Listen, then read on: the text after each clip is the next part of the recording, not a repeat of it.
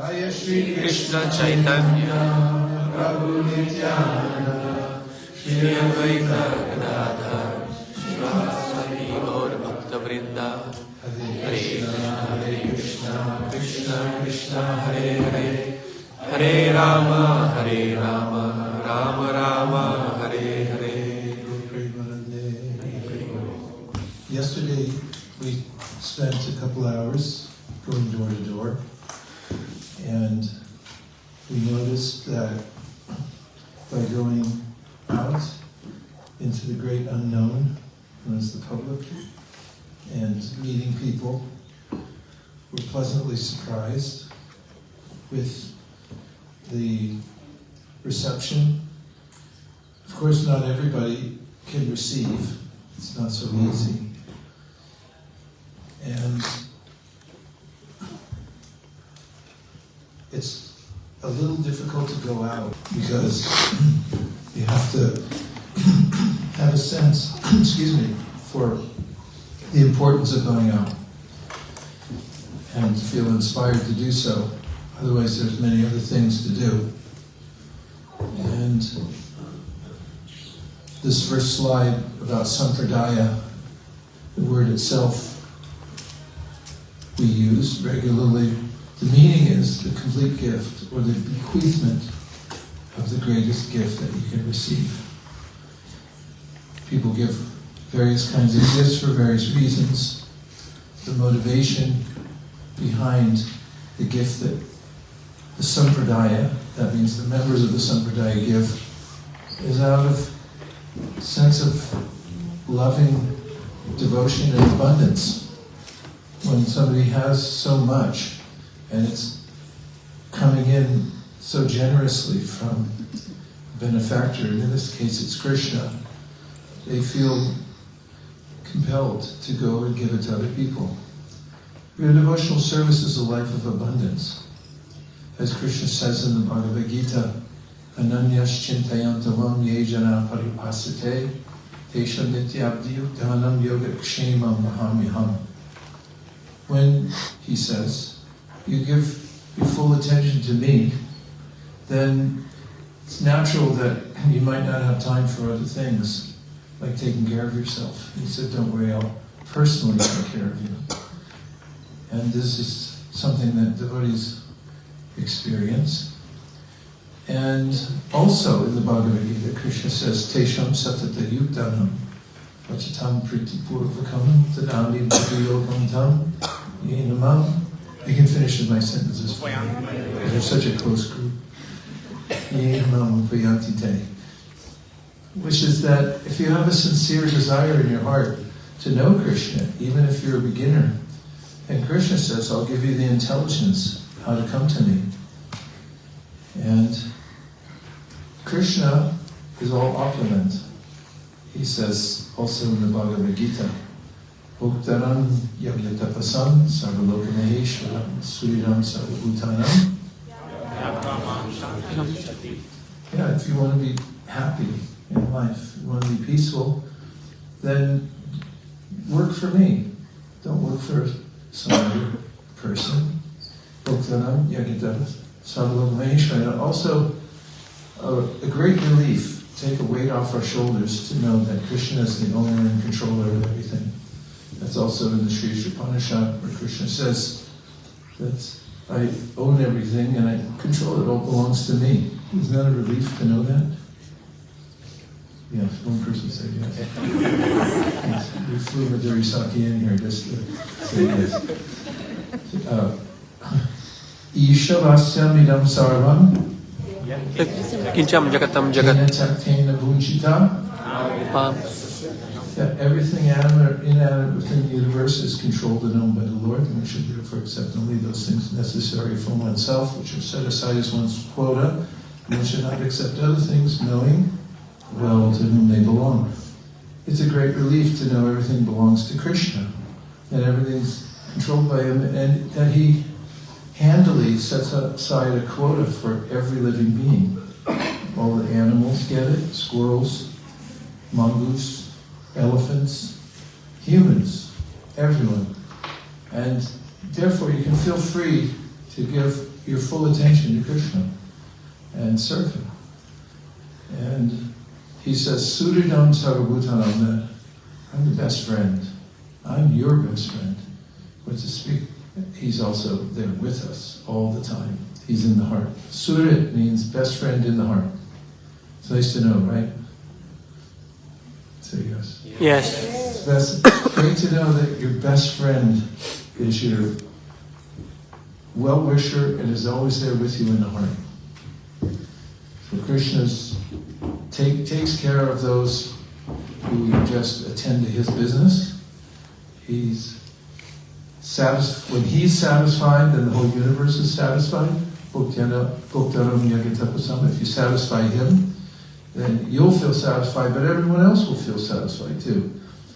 And Sarvaloka Maheshwaram, you can know that he's controlling everything and he owns everything. Suridam Sarvabhutanam, he's the best friend in the heart. Gyapamam Shantim Richiti, and then you can be peaceful.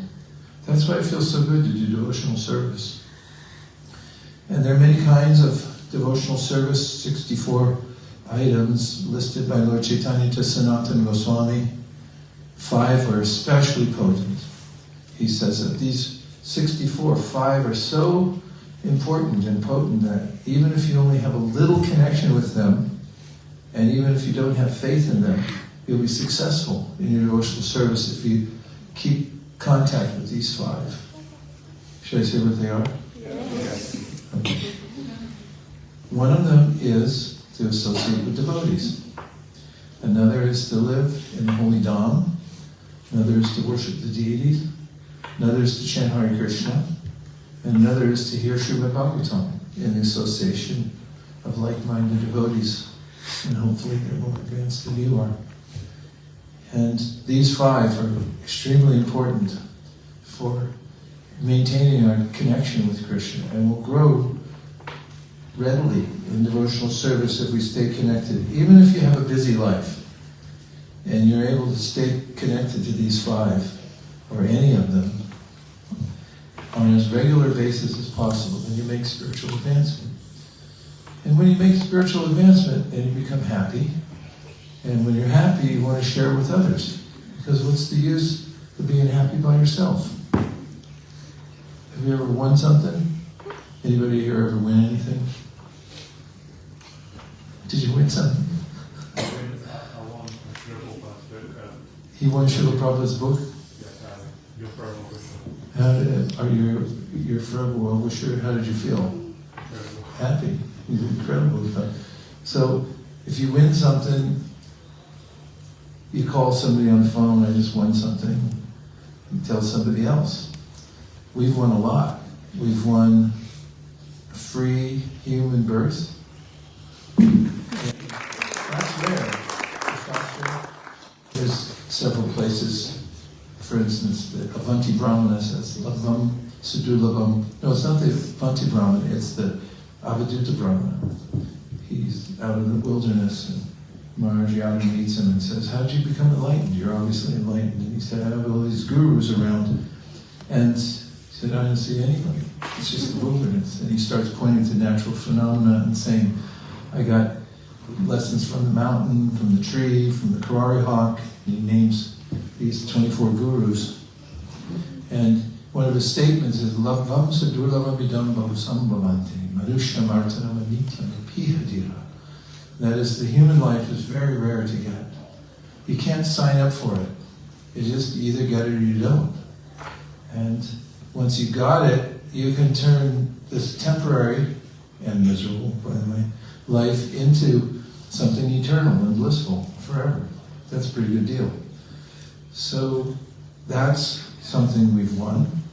And then we've also won, because of the sampradaya, the sages, the great devotees, they feel so happy, and they also understand Krishna's mission for the world.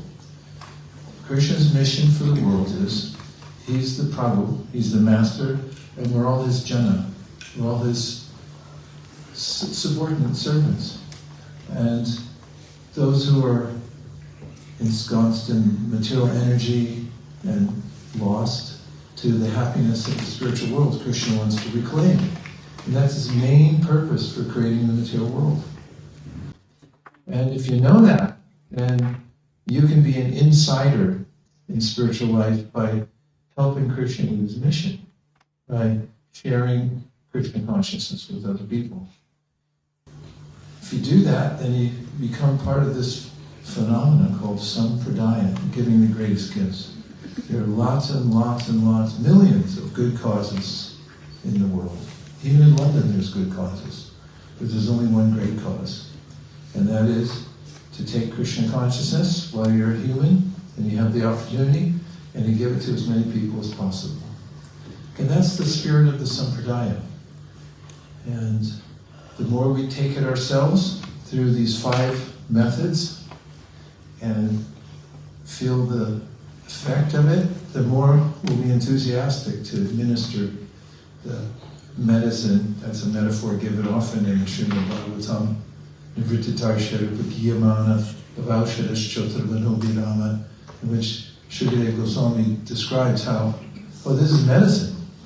You're in a disease condition, and hearing Srimad Bhagavatam is medicine. And you give the medicine to people. If you see that there's a need for medicine and you have it, and then you get a chance to distribute it, it's a very heartfelt service. Sometimes people don't know they need it, but they get it, and then take it, and then they feel revived, and then become eternally grateful, and they want to give it out also to other people. That's nice to see, right? Yes. So that's all part of this idea of sampradaya. It's a great life.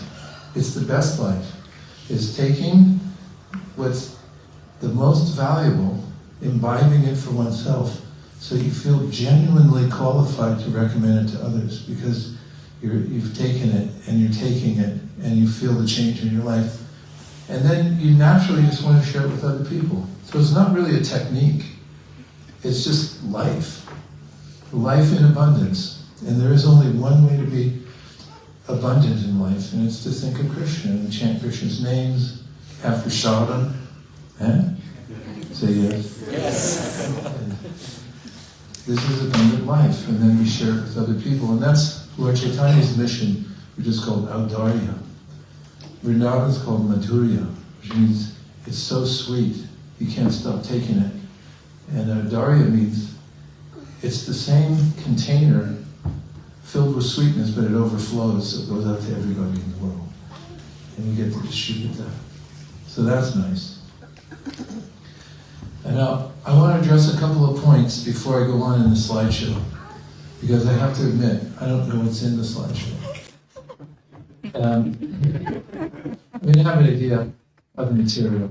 I just don't know the order of it.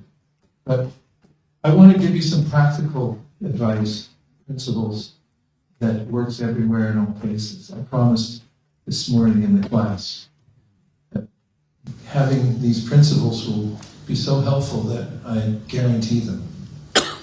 And observed yesterday as we were going around distributing, I thought of consolidating some of these principles to present so we can all discuss them.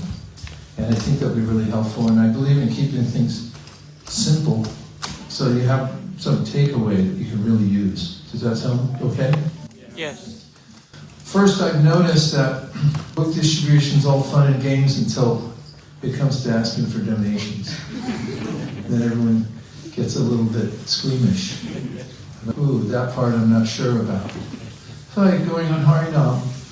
It takes a little grit to go out, because you're in public, maybe your boss will see you out there or something. And however, that way of personally interacting with people and then having a discussion with them and them deciding whether they're going to take it or not is as prevalent. So, why do we ask for donations? We don't want to deprive anybody of an opportunity to do service that will give them a chance to advance in devotional service. It completes every yajna. In fact, when you do the fire ceremony, there's part in the Padhatis that describe at the end, the yajamana is supposed to give dakshina.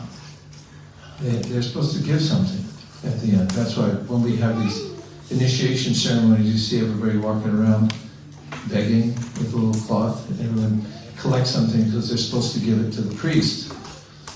And when somebody gives something in return for spiritual knowledge, Prabhupada told us that it qualifies them to read it. And when they don't give something, then they don't take it as seriously. For instance, well, not for instance, but Prabhupada gave a story about a young lad who had received the best mangoes in the world.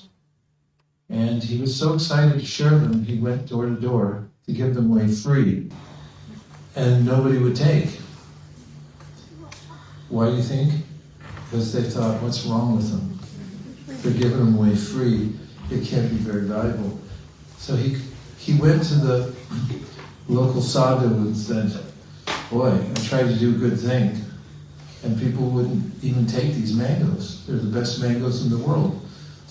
And the sadhu said, why don't you charge for them? And he helped the boy set a high price for the mangoes. And now when he went door to door, people were clamoring for him and asked how many they could get, because the price was there. And it gave people a perspective that this is very valuable. In a similar way, when Prabhupada asked us to get donations, it wasn't that we were fundraising. It was more for the benefit of the person who's able to give something. Now, sometimes people give their valuable time by stopping and listening to us, and they're respectful and appreciate the book. But then they can't give something, or they just don't have anything, which is pretty rare. But in those cases, oftentimes we give them a book because they paid attention. They gave some respect towards the book. If we just give away a book to somebody who doesn't respect it, and it just happens to be walking by or even disrespects, and we give it to them anyway, then we devalue the book even in our own lives.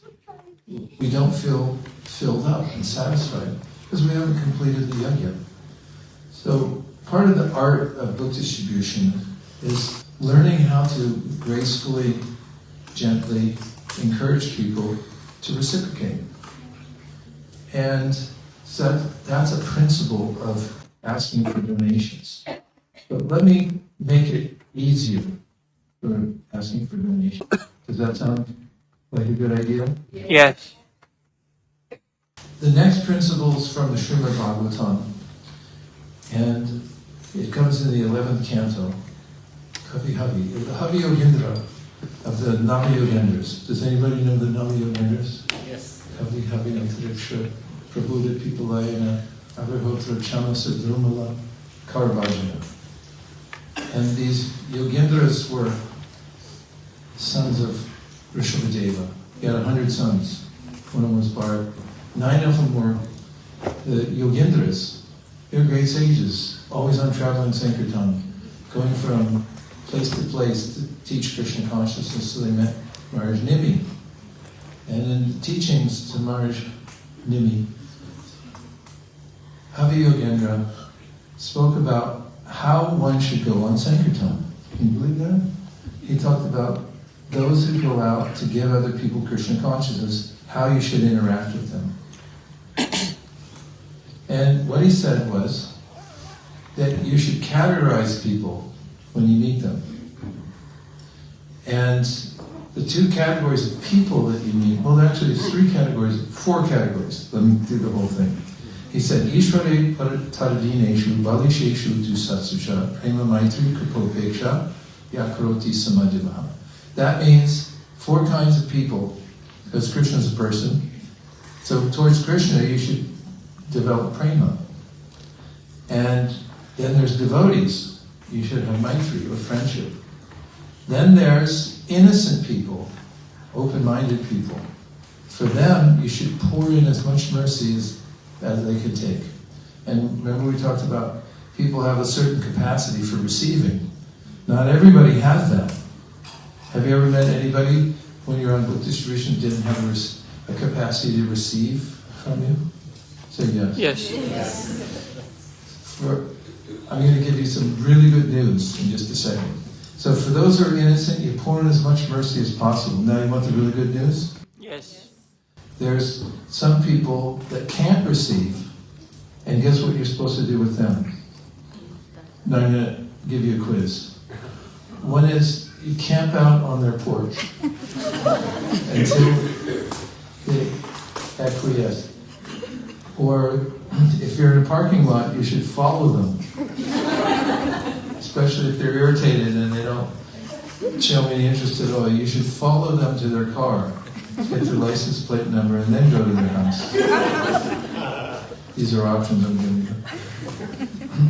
The third option is that you should respect them and let them go. So you've got A, B, and C. Which would you like to do? Camp out on their porch? Follow them to their car, get their license plate, and then go to their house? Or 3, after they've expressed their disinterest, to let them go. Respect their space and let them free. What are you going to vote for? A, B, or C? C. No A's? You camp out? This is, you can thank me for later, because it's going to save you a lot of consternation, and it's going to save you a lot of time. And the way I present this principle, I call it the ripe fruit principle. When you go picking fruits, like strawberries. Strawberries are not very nice when they're not ripe, are they? Yeah. They're not good. They taste a little bitter. Not bitter, but yeah, maybe it's bitter. And when they're ripe, they're very sweet.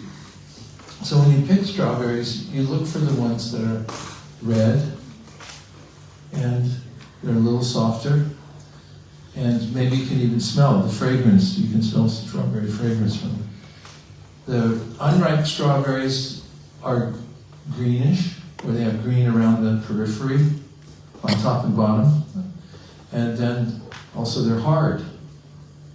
Now, if you compare that to the people you meet and just think of them as strawberries, and you think of the people who are sweet and juicy, and they look ready, and they feel ready, and they sound ready, then those people you can give as much mercy as possible. But the other ones, you leave them on the vine and just let them ripen on their own. It's not your duty. Okay, give an exhale. Thank you, Vaisesika Dasa. Because now you have permission to be more selective. Don't think that you have to convince everybody. In fact, this is the admonition of the Srimad Bhagavatam, and that is, if somebody is resistant, then not only do you have permission, but you're ordered to let them go and leave them on the vine. This is going to save you so much time, because when you meet somebody and they show resistance, you can move on. And don't worry about commanding people to stop or following them. Just wait for the right fruits, and then you can pick the right fruits.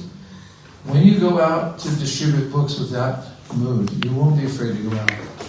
Because when you're going out to find ripe fruits, you'll just be on a venture to look at people, interact with them, feel where their hearts are, and then you can interact with them accordingly. And I'll give you a scale from 1 to 10 through which you can judge people, which sounds funny, doesn't it?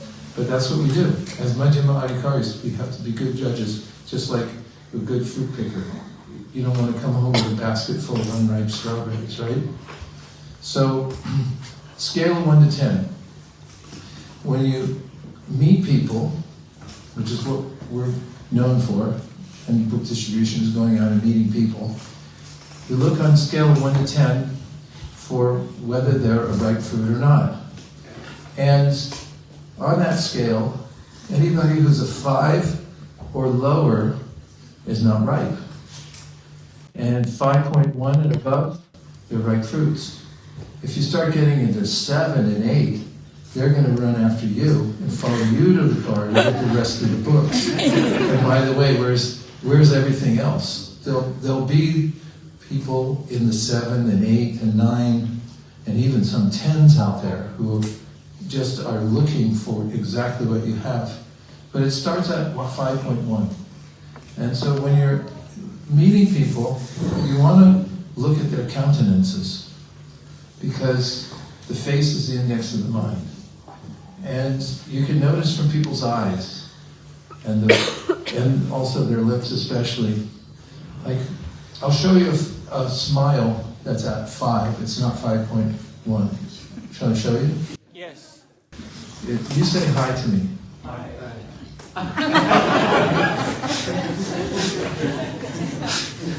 When somebody smiles and you can't see their teeth, that means, meh, get the heck away from me.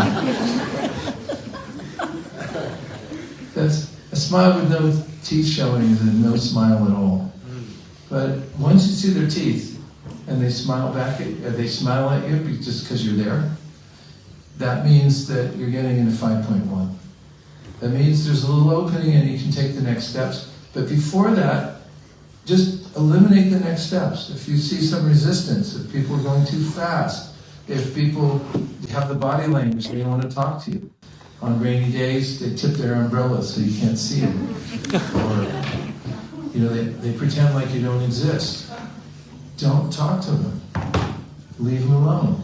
Leave them on the tree. It'll save you at least 80% it will lower your anxiety by 80%. In each interaction where you try to force somebody who's not interested, your anxiety level will go up and up and up, and you also feel this resistance. And then that's where you feel anxious about book distribution. Oh, it's so hard, it's so hard. It's not hard when you select rather than trying to convince. You don't have to convince the right fruits. All you have to do is show up and just say, hey. And if you say everything backwards and convoluted, whatever you thought you were going to say, it doesn't matter. To the right fruits, they just take it anyway, because that's who they are. They're ready for it. So selection is one of the principles, picking the right fruits, that puts you in a position to regularly go out and meet people and meet the right kinds of people for book distribution, when you're distributing books. And you'll be anxiety-free. And I'll give you one more principle, and that's to honor objections. Most people carry around a list of objections, and the mind has a policy that if they don't know what's in it for them, they generally just say no in a perfunctory way, or as a priori, they'll say, no, I'm not interested, because they feel that that's easier than committing with their smile or by saying, yes, I'll take a look, because they're not sure what's in it for them. And they'll give some excuse why. And so you can make a list of the excuses that people give, why they don't want to take a book or why they don't want to look at it. And you'll find, if you compare notes, that they match up quite a lot. People have points about not having time, or I won't read it, I don't have time to read, many things like that. And so, the third principle is to honor objections. When somebody makes an objection, they pull out their sheet and they pick one of the varieties of objections they can give, and you honor it, then you've neutralized their objection. As soon as you resist their objection and try to argue against it, then their objection grows and it becomes bigger and stronger. So if you remember that principle, and if somebody says that I'm not interested, of course those types of people, I already said let them go. But one of the ways people object is they mention an upadi. Anybody know what an upadi is? It means an assumed designation. For instance, we met some people yesterday, they said, I am a what? Okay, I'm a Roman Catholic, somebody said I'm a Roman Catholic. And so when somebody says I'm a Roman Catholic, then a way to honor, she's saying it as a way of an objection. Say, wow, if we had more people like you in the world, it would be a better place to live. It's people of faith like you who are keeping the world going. We're so grateful to you.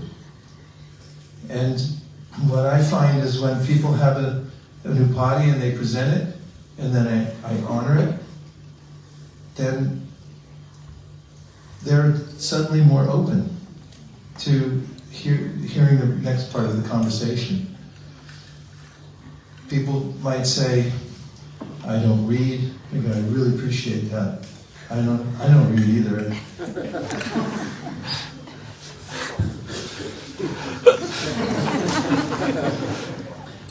Whatever the objection is, if you honor it, rather than, no, but you should read. You should be a reader. It's like, well, I'm not. And then there you have a wall. You've built a wall. They say I don't read. It's like, God, I know how you feel.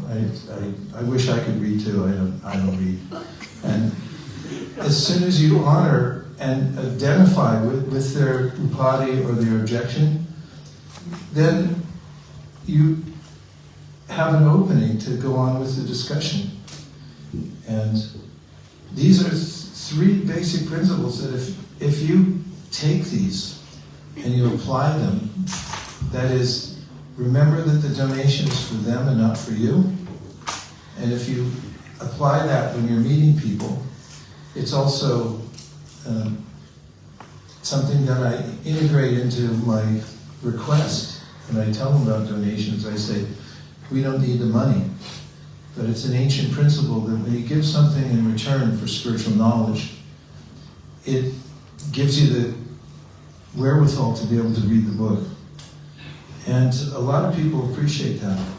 Or yesterday I told a couple of people, we don't need the money, but when you give, it creates good karma. Because I had asked them about karma, what they knew about, what does it mean to you? And they were very enthusiastic, said, what goes around comes around. I said, yes. So we don't need the money, but when you give something for spiritual literature, it gives you this really good karma. Spiritual. And they can relate to that principle rather than tit for tat. We're out here selling books and this is how much it costs. Although that's also okay to tell them a price. But the mood is more that it's an invaluable thing. In fact, when people say to me, are you selling this? Have you ever had anybody ask you that? I say, absolutely not. We refuse to sell this. It's too valuable to sell. We will not sell it. We only ask it for a donation. And that changes the conversation. So it's consequential to have the right mood and the right presentation ready for the set kinds of answers that people generally give when you go on book distribution.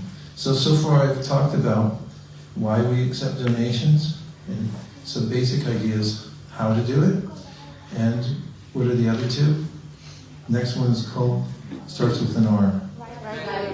Right fruit principle. Select, and you can thank me later for that, and when you see how well it works. And the third one is honor objections. With those three, if you get a tattoo on your arm with the three of them on there, and whenever you go out, you just keep looking at your arm, and you'll adhere as you adhere more and more to these three, and just let it come to you. Let the good people come in and winnow out the ones that are not ready yet. You'll start to notice a flow in your book distribution, and your anxiety level will go down by 80%. 80%. How do you like that? 80% less anxiety going on book distribution by applying these three things. And then when you present to people, they'll notice that you're cool as a cucumber in an icebox. You're cool as the other side of the pillow. And they'll think, who is this person? And they'll want to be engaged by you. That's what people really like, when they see somebody that's cool. And they think, okay, you can engage me in conversation. I'd like to be cool too. So most people are so affected by the material energy that they're burning. And they need somebody who's cool as a cucumber. They don't want somebody else who's also burning with some anxiety that, oh, why am I out here? You know, are they going to take or not take? Just relax and be a good friend to people. And one more side tip, and that is, imagine everyone wearing a sign around their neck that says, "Make me feel special." Close your eyes, if they weren't already closed. Close your eyes. And I want you to imagine that everybody in this room has a sign around his or her neck that says, "Make me feel special." When you have that in mind, say Om. It was about 20%. In your mind, see everyone in the room with a sign around their neck that says, "Make me feel special." When you got that, say Om. Okay, now open your eyes. Now turn to somebody and just make them feel special. Don't you hate it when people do that to you? They come up and they make you feel special. Isn't it horrible feeling? No. Huh? Nice. No, Vaisesika Dasa. Wrong, bad. It feels good because when people get dressed in the morning, do they look in a mirror generally? Why? They want to look nice. And if somebody comes up and says, "Hey, you look nice," guess what? Their whole day is made for them. Because they're, you know, my teeth look straight, it's just good color, any wrinkles, whatever it may be. If somebody comes and makes you feel special, you know, Krishna says it in the Bhagavad Gita, "Ascharyavat pashyati kaschadinam, ascharyavat vadati tatayvachana." He said the soul is amazing. Every soul is amazing. And in the Sri Upanishad we find Yasmin Sarvani Bhutaya Avadhūta Brāhmaṇa Tatrako Mahukashoka Ekatvam Pashta Yastu Sarvani Bhutani Mani Vanu Pashyati Sarva Bhuteshu Chatmanam Tatunavajita. And that is, when you see every living soul as special, you won't hate anybody. And you won't feel disgusted by people. What you'll see is the greatest opportunity on earth, and that is to interact with the soul on behalf of Krishna. And all you have to do to make friends with people is make them feel special. Like yesterday, we knocked on a door and had a lion on where the door knocker is. I don't think there was a door knocker, it was just a lion. And then Keith answered the door. He was the middle-aged man, Keith. Who remembers Keith? Yeah. So I said, "That is really a nice lion on your door." I was like, "Oh, thank you." Keith was probably a ripe fruit anyway, but that made an instant connection that I appreciated his door knocker. And every soul was walking around, I guarantee you, thinking, when is somebody going to notice me? Why do people spend $120,000 for a car? So they have that one time when they're driving down the road and somebody looks at them like, okay, that was worth 120,000 pounds. Just for that one little glance, somebody looked at me and said, "You're cool, man." And for less than $120,000, if you walk up to somebody and just appreciate them, anything about them. It's not about the book, it's not about convincing them of some philosophy that, you know, you approach them out of the blue, but it's about them. And if you have the heart, because you're chanting Hare Krishna, to appreciate that these are special souls, every one of them, and you approach them with that mood that you're special, because you actually see it. Yasmin sarvani bhutani atmaivapi vijanataha. When you're able to see beyond the body and see the soul, I'm not saying we should imitate Uttamādhikaris, but it says in these verses, anupashyati, you should follow in their footsteps. And you should see everybody as special. And if you interact with people like that, then that's when people respond. Even animals. You know, you see a cat? You ever seen a cat? Yes. Say yes. See a cat and you go, "Hey, kitty." Great. And then like,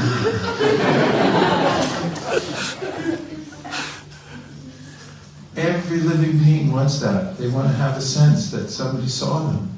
Nobody gets seen in this world. Everyone's looking at themselves. But if you have enough in your heart that you feel satisfied, you're able to appreciate other people, and you go out and see that they have some quality. You're able to see the quality in them, the spark, and then you fan it.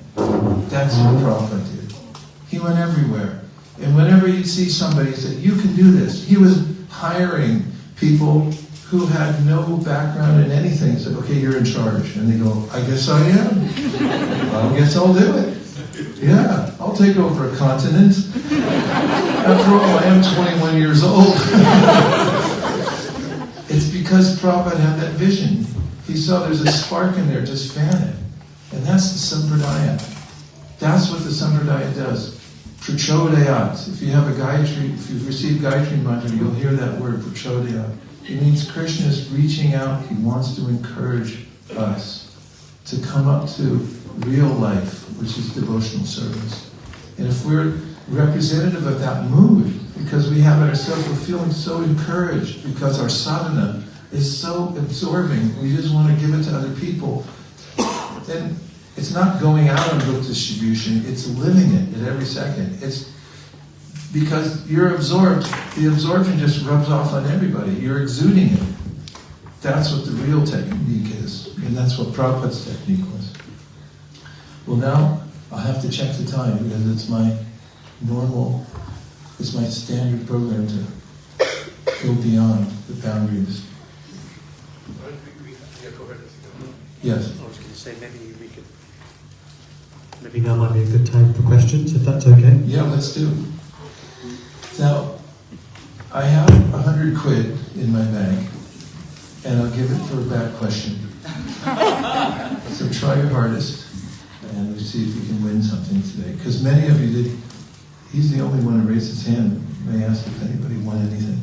And see if you can win 100 quid for asking a bad question. But you gotta try to ask a good question, and if it's really bad, I'll ask Vishaka if it's bad enough to give 100 quid. Okay, go ahead. No, go ahead. Keep that really close to your mouth. Can you hear me now? Yeah. Yeah, I was asking if I'm going to get to 100 quiz if I give a reflection, not a question. But Afraid not. Go ahead. well, at least I tried. That's my dark way of asking for a donation to kick off the day. So, for us brahmacharis that go out to central London, we know it's a guarantee, it's a fact. Each person has at least a few pounds on them because they're just in a very busy spot. But if they don't, what we try to ask for them to come closer to valuing the book and detaching is to give an item.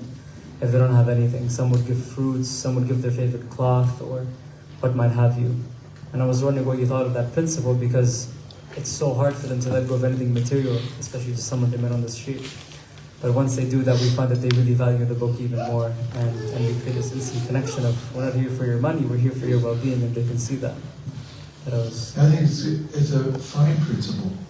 In fact, we made a video about this, or the genius devotee in Wales who does the videos. And last time, for the penultimate time, the time before last that I was in Wales, and we went on Sankirtan in that little mall area. I met this guy who's a worker in one of the shops, and he was standing out there having a smoke. So we had about 7 devotees, and I went over and talked to him. I showed him the book. He's looking at it, and then I asked him for a donation. He goes, "Oh, I'm working." And, he does the universal sign.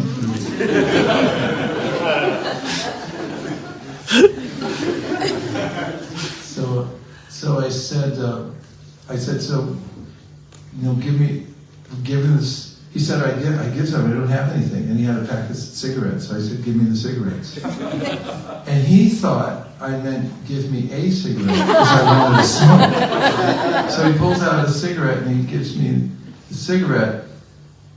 And I said, "No, give them all to me." He goes, "Oh, no. You can't do that." And then he was handing me the lighter.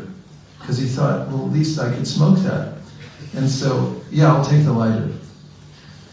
And he goes, oh, okay. And he goes, then he started thinking, maybe not. How am I going to smoke the rest of my cigarettes? So I said, listen, we're going to take this back to our church. And we're going to light candles for God with this. And you're going to get the benefit. So it's either you smoke the rest of your cigarettes, and you're breathing that into your lungs, or we take this and use it for God. And it was a really hard struggle for him. I mean, at one point, even I could see his hand wanted to come back. It wasn't like I was playing keep away. I gave him free will. He could have it back, but I gave him that scenario, the two choices. And he finally said, okay, keep it. And the 7 devotees were watching, and they go, hey! And we took that home, and for the puja, we'd light it. And every time I go click and the light would come on, I would think, he's getting some sukriti. He decided to do it. It was a hard choice between take the lighter back and the compelling argument he was going to get some spiritual credit. And he took it. So it's just a marker for energy that's expelled. I mean, what is it anyway? It's just a bunch of paper, right? And it represents something to people in society. It's agreed upon, so to say, yeah, this represents my hard work. But dravya of any kind that you take, any material thing that somebody would like to sacrifice, then it helps them to let go of something on the basis of I gave to God. Okay, a couple more. Yes, 1, 2.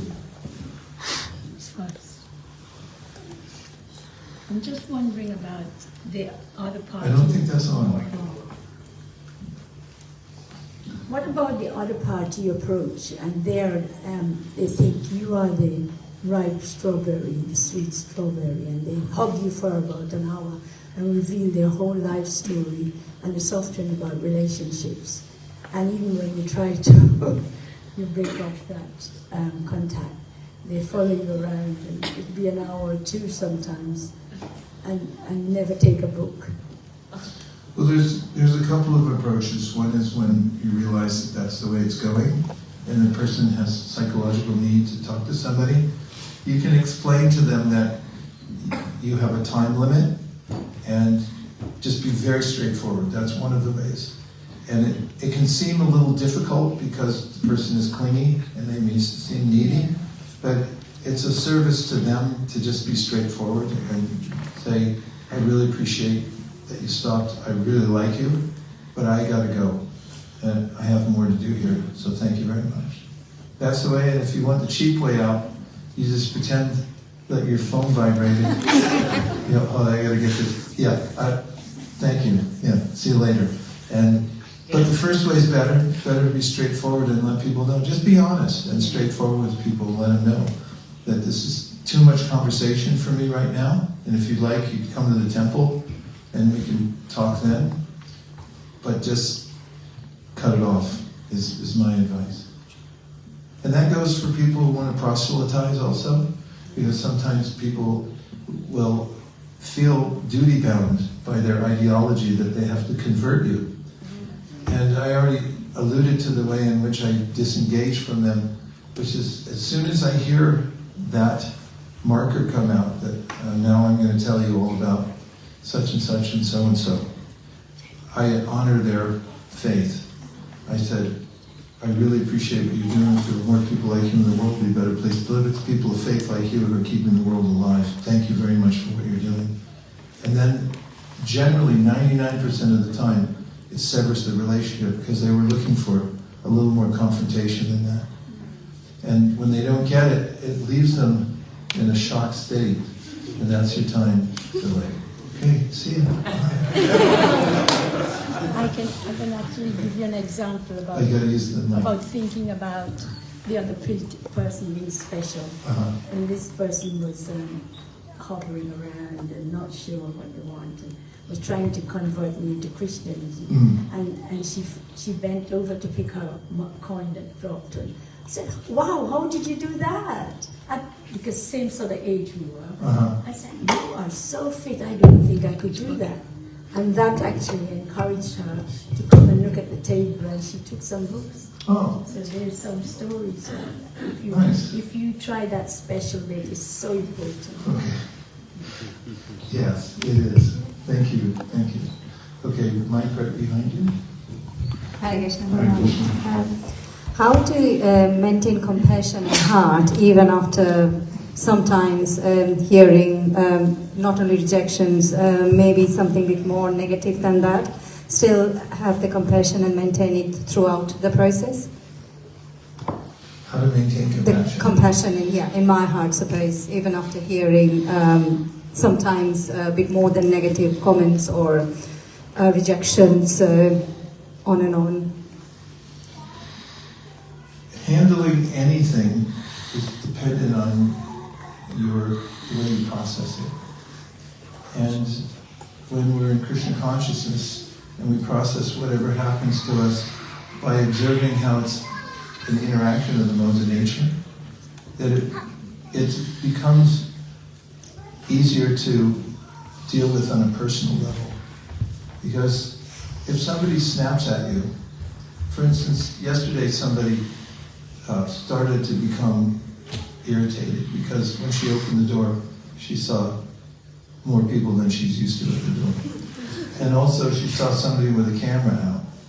And, oh, you're filming my house. And we could tell right away that she was an agitated type of person, but we immediately de-escalated by apologizing profusely, asking the devotee who took the picture to delete it, and she assured she did. And gradually, she calmed down. And then when we thought about this person later, she was markedly in a particular mode. It has nothing to do with us. We were a stimuli for her, but the fact is that she was in that mode already. So if you're more observant about how people are in a certain mode of nature, and they're obviously going to react in a particular way because of the mode they're in, then you just process it philosophically, that that's the way the world is. And as far as maintaining your stamina when you're out, and being able to withstand a certain number of rejections, I can tell you scientifically that even the distributors who are not well trained, if they approach a certain number of people, there's going to be a certain number of ripe fruits. And even if you say the wrong things, they're going to take it. I did an experiment once because I had an opportunity. I was going on book distribution by myself for at least a year or two. And what I did was I made myself a chart of every interaction, a category of interaction that I would have with people. Some would ignore me, like I didn't even exist. Have you ever had that one? Feels great, right? They don't say no, they just pretend you're not there. And then there's the ones that look at you and then reject you, and then there's the ones that look at you, come over, and then they reject it, and then there's the ones that come over, look, and then they appreciate it, and they give a small donation, and then there's the ones that come over, appreciate it, give a medium donation, and then there's the ones that come over and give a huge donation. I have these 6 categories. So every time I had an interaction with anybody, I just marked it on my chart. And I kept the charts. And you know what? If I stand out a certain amount of time, the chart's always filled in about the same. And that way my mind didn't get involved. I just said, this is just how people react. I'm doing the same approach to everybody. They look the same every day. And that's just how it is. And if you go with that mode of not being attached, suke duke same kripva, labdhvā, jaya jayo. There's a way that Krishna says, just be sama, equal, loss, gain, victory, defeat. And that's your chance when you go on a book distribution. Don't get involved with the result. Just be an instrument. And I'll tell you another trick, which you can also thank me for later after you try it. And I want everyone to reach to the back of your head. There's a little switch back there. You find it, and once you flip the switch, you turn from a human being. Human beings are very emotional, in case you haven't noticed. flip the switch and you turn into an automaton, or an AI robot. AI robots, you tell them what to do. Don't you love it? ChatGPT just say, listen, they go, yes sir, okay. You flip the switch, and now you're not a human anymore. You're a robot. And basically that's what Krishna tells us in the Bhagavad Gita, is just do your duty. Don't get so emotionally involved, kid. Just get out there and do what you're supposed to do, and don't worry about the result. And that's your chance to practice. Above everything, book distribution is a high sadhana.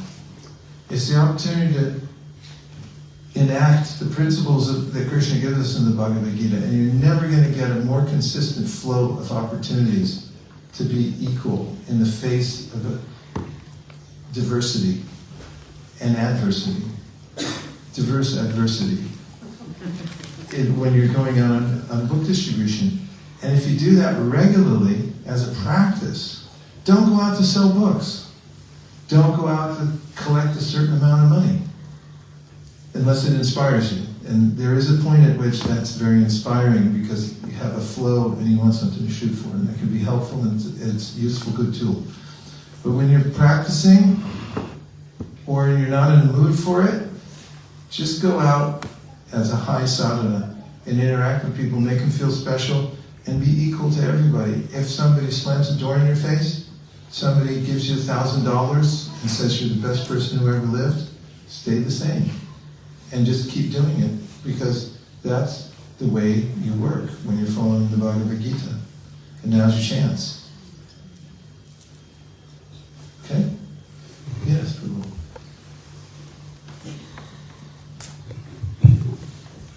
Thank you, Prabhuji, for giving this enlightening talk. And I was thinking about that bad question. And I hope this is a bad question. But I think many people would agree that no matter who you meet, it seems that you're able to transform unripe gooseberries into sweet strawberries. And I was just wondering if there's any particular interaction that you remember where the person was very difficult and challenging, and what you learned from that. What I learned from it? Well, just the principle. You can, through experience, get better at turning. It's possible to turn a 5 into a 5.2.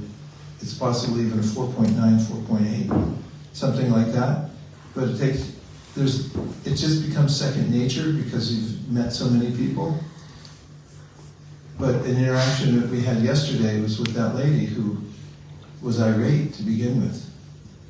And you could tell she was starting to go up and up, but then as we assured her that we were friends and we were absolutely there to cooperate and not challenge her in any way, not even a molecule, you could watch how the scale went like this and she started going down. Anybody was there? Near Pula? That's not going to work. Okay. You saw it, right? She went, and then it started going, she came down again. And at the end, she accepted a cookie from one of the kids and she actually flashed a smile at us. That was amazing. And it was because we honored her objections. We honored how she felt. And another rule is, when you go out in public, don't think you're the king of the world. Think they're the king of the world. You're just out there because you're a servant of Krishna. And don't think you should have the first say. Don't think that they should cooperate with you because you're such a great soul. Don't think that because you have such good material and have worked on other people, they should bow to your technique because it's so enlightened and tricky. They should take, and you feel indignant if they don't. You have to actually be humble. Go out there with a humble heart so that people feel it. It's what they feel from you.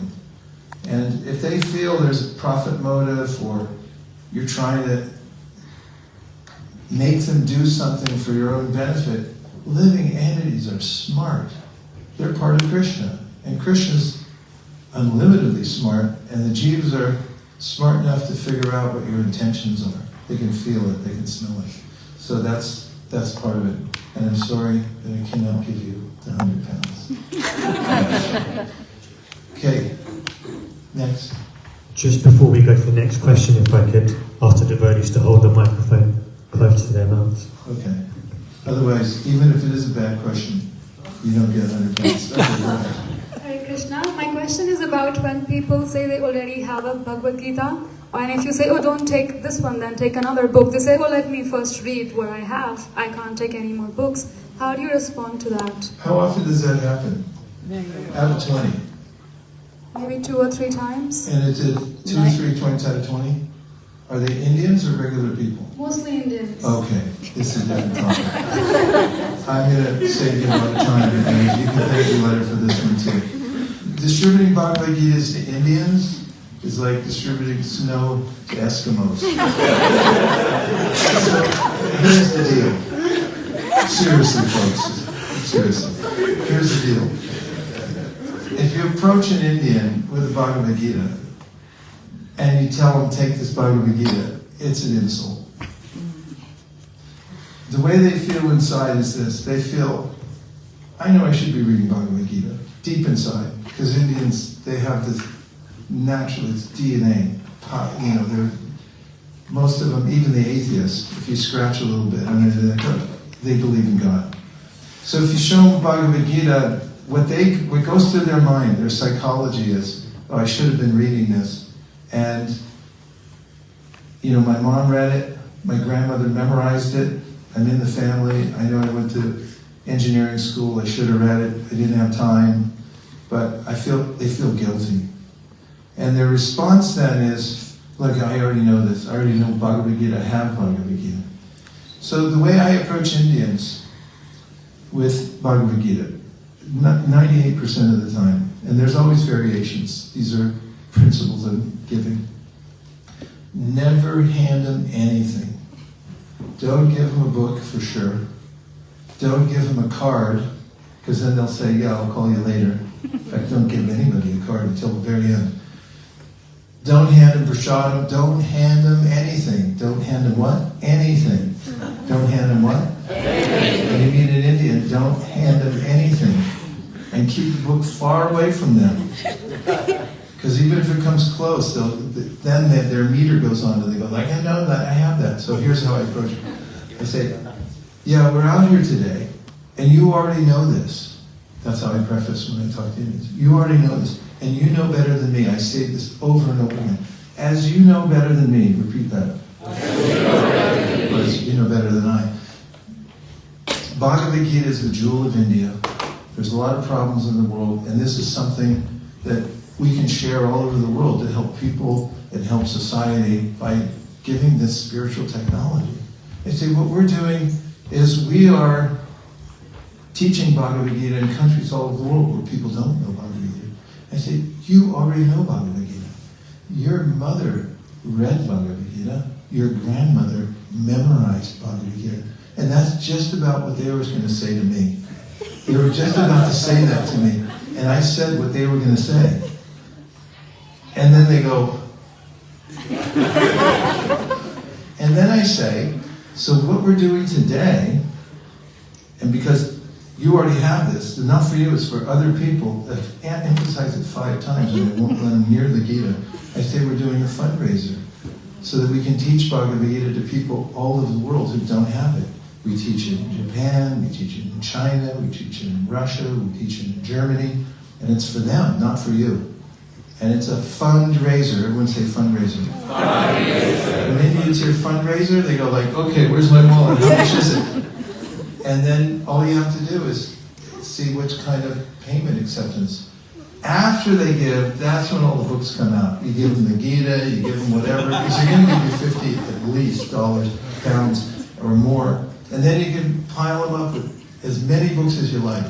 But if you hand them Bhagavad Gita first, 1 out of 1,000 will take it by explaining that this is a different version, and you know the acharyas talked about it. So what they care about is their respect, how you're respecting them, that they already know this, and that's the psychology. Okay? Yeah. I have one follow-up question. Yes. You also mentioned about not being attached to the results when you are out distributing, but then that sometimes can also make us feel like we didn't do good enough, we didn't try our best. Right. How do you deal with that? Well, I mentioned that earlier, that at a certain point it helps to have some goals. It inspires devotees. But there's a case in which the tail wags the dog. For instance, we have a newsletter, and then if it becomes like, I just want to score in the newsletter, I'll give you a couple scenarios. One's circa 1973, Fisherman's Wharf, San Francisco. I was out there with Vaisesika Dasa, and we were distributing books. And it just so happened that the BBT had a sale on Nectar Devotions because I think they were falling apart or something, and at a certain point. So anyway, you got more points for Nectar Devotion, and I was watching, and I saw some people walking down the street, tourists, with 3 Nectar Devotions.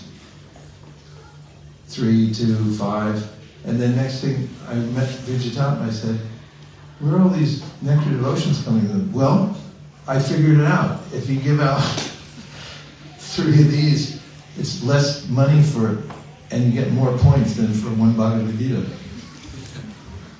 Makes a lot of sense. There's a way in which we become so absorbed in the point system that it's all about the points. And then you lose track of sharing good practices, working together, and things like that. So the point is that when you are organizing a community to distribute books, Prabhupada said, you should always have a fresh challenge. People want to rise up and meet it. In the beginning, when your devotees are first going out, the fresh challenge is just how to get out the door. And if you give them a quota when they're first going out, it's too much pressure. And they're already feeling intimidated, and then if they have to perform and come back with a certain number, it's crushing for them, and they won't even want to go out. So in the beginning, you give goals like, let's just go out together and see how it feels. Let's go out and touch the pavement. That's what we do all the time. The only goal is today to go out and touch the pavement. Once you touch, you're done. You don't have to do anything else. You don't have to prove yourself in any way. Then people want to come out and feel what it feels like. Later on, once devotees learn how to distribute books and they're in the flow, if you don't give them a number to shoot for, then they also become depressed. A case in point, at our center in ISB, which we consider a proving ground to test all these things on as a laboratory so we can export it as much as possible, we started doing the monthly Sankirtan festival where we have moderate goals. At first it was, let's just all go out together, and then we put some goals up, and the boys were excited to meet them. They were nervous, but they met them. And then they started getting used to having a goal to work towards. And I remember after we had done a few of these, a few years in a row, and it came Radhashtami time, and we were doing a monthly Sankirtan festival leading up to Radhashtami, we said no numerical goal. Because we wanted to give everyone a break and just see how it felt to go out without a goal. And afterwards, everybody complained. They said, that was no fun. Where's the goal? We want something to shoot for. So you have to manage it properly and see. And if you just apply it to everybody, you just put a straight tariff across. You put a straight, goal for everybody. One size doesn't fit all. You have to figure out what works for each type of person to enliven them to go for something. Hope that helps. Is everything okay? Mike in front. He said, thank you.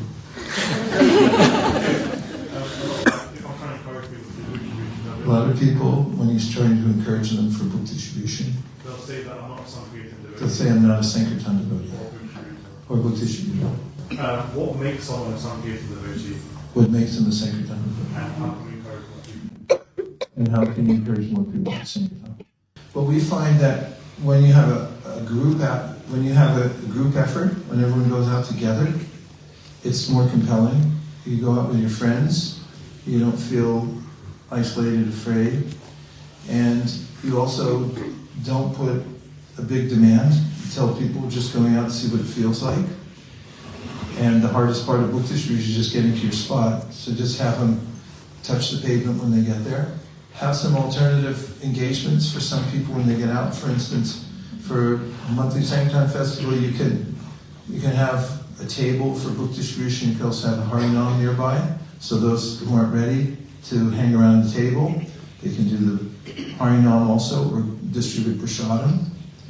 And then it also helps to have a little training. Because one of the reasons that, well, I'll say in the positive, when devotees get a little training how to distribute a book, like at least starting with a template, like here's some things you can say and do, then they feel more confident and they like to try it out. And once they try it out and they see that it works, that's when they get confidence and they want to do it more. It's mostly about confidence. And if you watch somebody and they meet some ripe fruits, then this thought comes through the person's mind that, oh, I could probably do that too. Because, they just watched and it wasn't sleight of hand, it wasn't that the distributor was so expert, it was just that the person was a ripe fruit and they just took the book. So by exposure, gradually people become more confident. And once they get confidence, then their own initiative comes into play.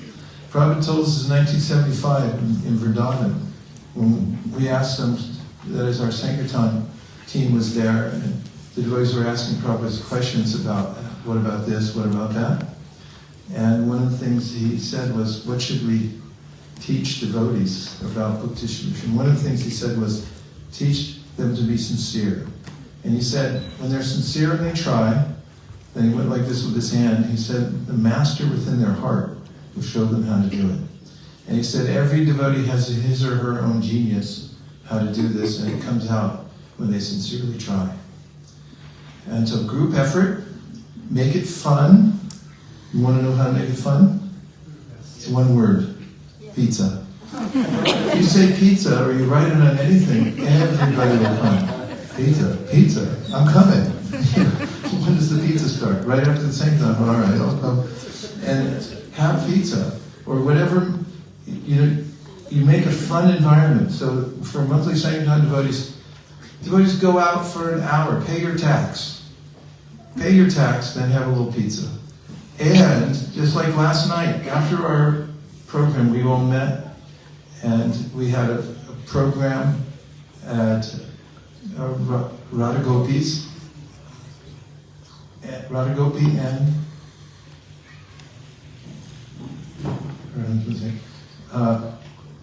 what's his name? When you're confident, tell me. And we all shared experiences. Who was there? 1, 2, 3, 4, 5, 6, 7. How was it? It was fun, right? Because you get to hear what everyone else went through. So let's keep it fun, light, easy, and devotees will want to come out. I forgot who I'm answering. Oh, yeah. So, yes, Nirkula? There's also lots of, like you always say, there's always employment. Our microphones are finished, right? I'm afraid so. Okay. There's also what? There's always employment, as you said. There's always employment. For elected, well, great jobs. Go ahead. Well, if they do the full stacks, they have to be packed. Okay, there's books to be packed, prasadam to be cooked. There's always something you can do. So we gave these 4 options for a monthly Sankirtan festival. One is you can go out directly. Second is you can give money so other people you can subsidize books. Third is to do some backup work, like cooking or packing books, or as Nirkula is saying, you put the ribbons around the stacks. And the 4th one is just be an advocate. If you don't have time or the wherewithal in any way for the first 3, just go around and say it's a good idea. And tell other people, it's a good idea. Try that thing, it's a good idea. Yeah, if you're a GBC, temple president, zonal supervisor, whatever it is, all you got to do to promote book distribution in a big way is say, yeah, it's a good idea. You should do it, it's a good idea. And anybody can advocate for it, but some people don't advocate for it, and that's conspicuous by its absence. Becomes conspicuous by its absence, but if you say it's a good thing, it's advocation. It's got the word vak in it. That's from Sanskrit. The sound vibration creates the world. And if you say it's a good idea, and you go around telling everybody it's a good idea, then it starts to infiltrate the community, and people think, yeah, that's a good idea.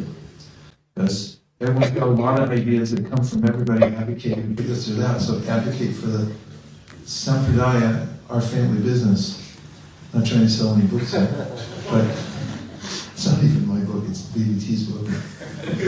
But fact is that if you just say it's a good idea, then it'll be taken up by people who hear that. Yes, David. Whatever I'm repeating for the people online because they can't hear that. Andy, go ahead. Maharaj, in your experience, is the street really In my experience, is the street the best and the most efficient place? Is the street the best and most efficient place? To find the right fruits. To find right fruits. Are there other places that... Are there other places that... Prabhupada said that there could be systematic propaganda for popularizing the reading of these books? Are there other places where it's more systematic, as Prabhupada said, optimization? Should we think, is it enough? Or there's where the people are, they're in the street, let's just go to the street, some street, any street. If you think all the people in the street, let's just go to the streets, should we think like that? In your experience, are there better places? Or is In my experience, are there better places or just the street? Well, it depends on what street. That's one thing, because, I mean, the street, we just did in our yatras, we do book distribution. And when we go down the street, and everybody on the yatra carries a book bag, lollipops and stickers, and language cards, so we can show people.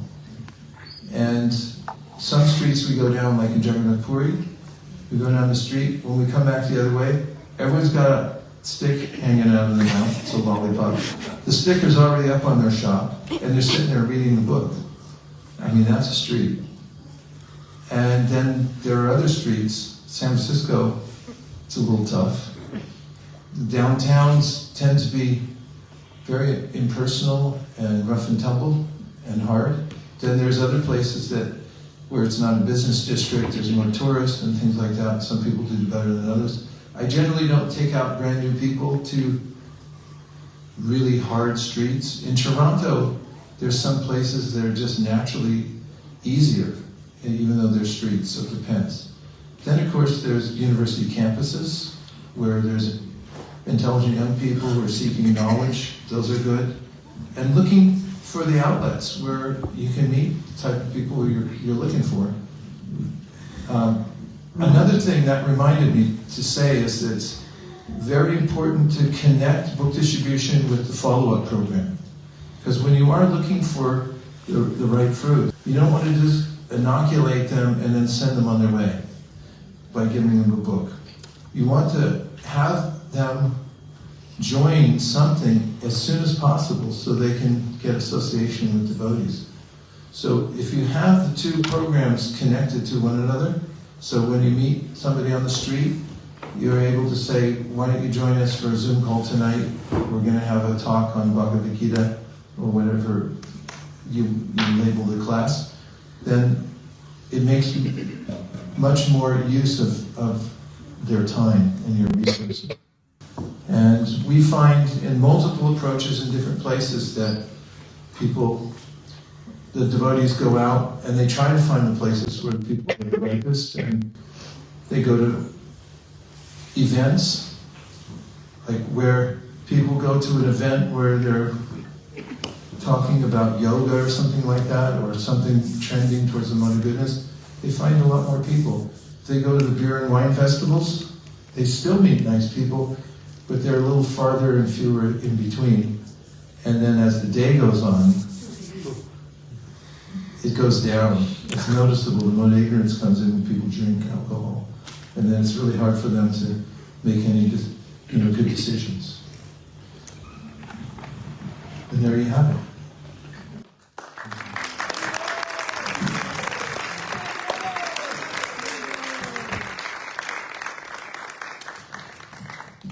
Thank you, Prabhu. His Grace Vaisesika Prabhu Ki! Thank you so very much for taking us on a lovely journey of how to distribute books. Very quickly, can anyone name the first principle that Vaisesika Prabhu taught us? Just shout it out. Why do we Well, my hearing's terrible. Maybe you can just go first. Find the right fruits. Second one. Ask for donation. Why ask for donation? The donation is for their benefit. Yeah. Third one. Someone else. Honor the objections. Does anyone remember the bonus principle that Vaisesika Prabhu shared? Special. Make them feel special. So if we remember all these 4 things today, I'm sure we'll have a very successful day.